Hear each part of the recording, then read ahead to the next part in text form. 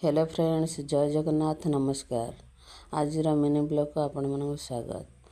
मो चैनलटी मो भिडियोटी भल लगे आपण मैंने गोटे फॉलो करेंगे, सुंदर कमेंट टे देवे, लाइक शेयर करने को भूलें।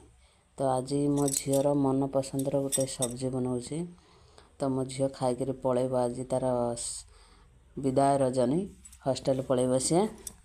तो कहला मम्मी मो टे मशरूम नहीं आस, खाईदेवी आज। आ श्रावण मास आईष तो खियाबनी। तो मु मार्केट रू जाई बटन छतु नहीं आसी, पाଳ छतु मिललानी। तो ताको प्रथमे हलदी पानी रे 5 मिनट बुड़े छाड़दवा। तापर ताको भल से 3-4 थर वाश करदवा।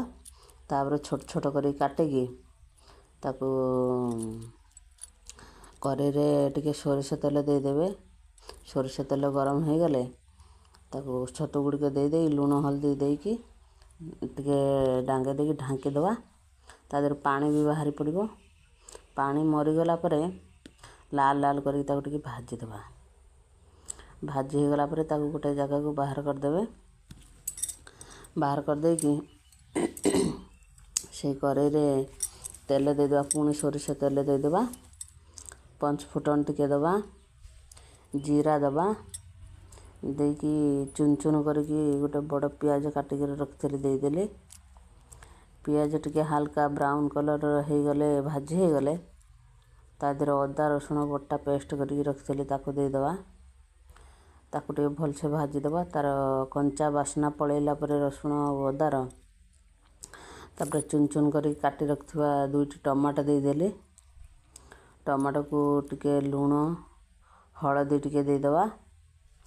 लुण हल्दी दे देकी ताको भलसे भाजवा।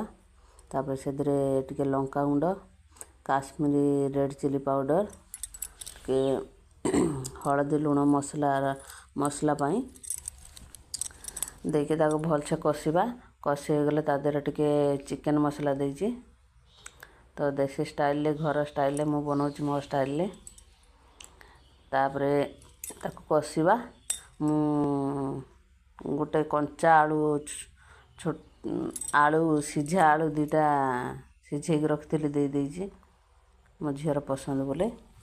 तापर लास्ट हो गले गरम मसला देकी ओल्हे दवा। पानी जुकजुकिया अल्प टिके रखी। तापर मो झील को बाहर करके खाइबा को देली।